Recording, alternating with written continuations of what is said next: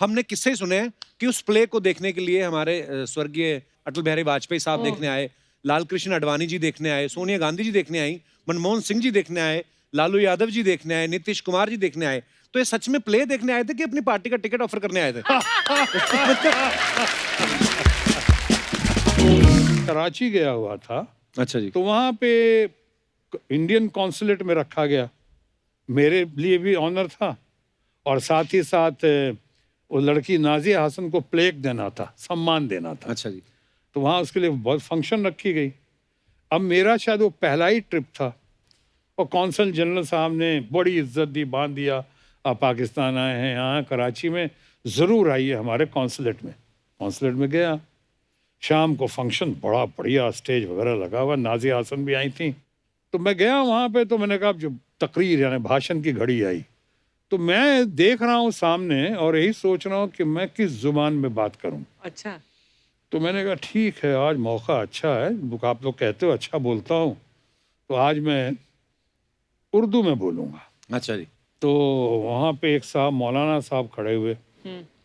मौलाना साहब ने आके जो अपनी तकरीर पेश की, उन्होंने कहा जनाब ख्वातीन हजरात, आज के शाम के जलसे के सदर महफिल जनाब शत्रुमुर्ग सना साहब।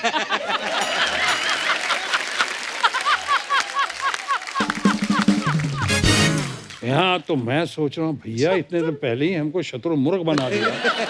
जनाब शत्रुमुर्ग सना साहब आज तशरीफ लाए हैं, हम इनका खैर मकदम करते हैं, इनका इस्तकबाल करते हैं और हम इनसे खातिब। अरे हम इतना उर्दू बोला तो आपका जो आप भी सुनाए होंगे एक कौम को, वो एक जोक याद आ गया कि किसी ने कहा भाई साहब आपके यहाँ काढ़ा है? काढ़ा?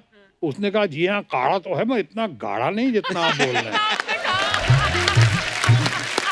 तो हमने सोचा कि अब तो मैं नहीं बोल पाऊंगा कि उर्दू तो खत्म हो गई हमारी, ये तो लिमिटेड कंपनी हो गई मेरी, इतनी ऐसे गाड़ी उर्दू बोली, काढ़े वाली गाड़ी, गाढ़ा। मैंने कहा ठीक है अंग्रेजी में बात करूंगा। तो साहब एक हजरत आए सज्जन, अब वो था ऑक्सफोर्ड वाले, तो वहाँ इंग्लिश पढ़ाते थे। Oh God! ऐसे एक्सेंट के साथ उन्होंने बात की, टुडे इज द डे। अरे भैया day, today is the day.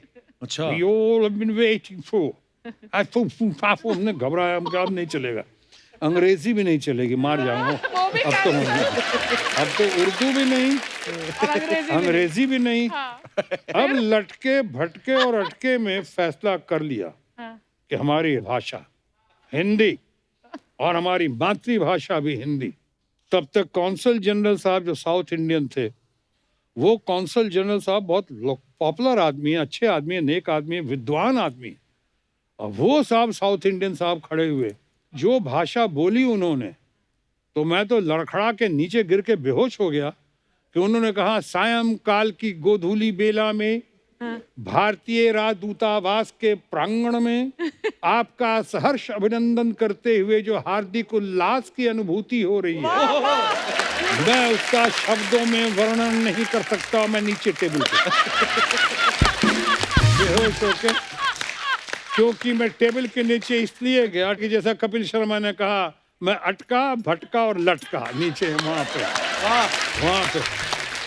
और साहब वो कौंसल जनरल कौन थे? जो मैंने कहा साउथ इंडियन तो थे, मणिशंकर अय्यर। क्या बात है, वाह।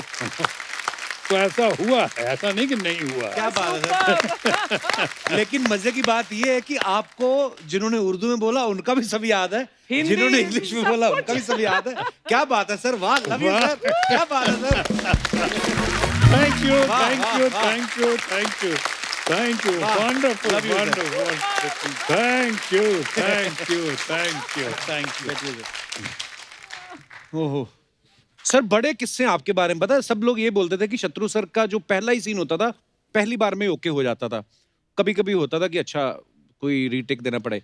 तो सर सवाल ये था, मतलब कुछ ना थोड़े शरारती बुद्धि के लोग भी हैं हमारे पास। हाँ हाँ दिखाई पड़ तो रहा ये लोग क्या ये शील्ड और मास्क की वजह से पहचान नहीं पा रहा हूँ। हरकतों से समझ रहा हूँ कि कितने तो शरारती। ये मेरे को क्या बोल रहे थे सर, मेरे को बोलते शत्रु सर आएंगे तो उनको पूछना कि सर सब सीन जो आप एक ही बार में ओके कर देते कि रोमांटिक सीन में 3-4 टेक लेते थे? नहीं, रोमांटिक सीन में डिपेंड करता है किस तरह का रोमांटिक सीन। अगर बिछड़ने का हो तो उसको रिटेक करने की जरूरत नहीं थी। पर सर कभी ऐसा हुआ कि कभी आप कोई रोमांटिक सीन शूट कर रहे हो और सडनली आपके किसी असिस्टेंट ने कहा हो कि सर पूनम जी लंच लेकर आई हैं, फिर क्या होता था सर? बताइए फिर क्या होता था।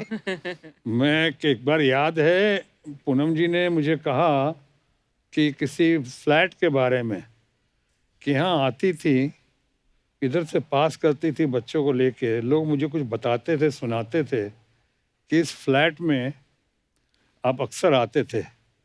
एक बात बताइए, मैं जितनी बार इधर पास की, हम फ्लैट में कभी लाइट नहीं देखी हमने, हमेशा अंधेरा देखा। क्या ऐसा क्यों, अंधेरा क्यों रहता था? मैंने कहा कि मैं कोई किताब पढ़ने थोड़ी आता था वहाँ।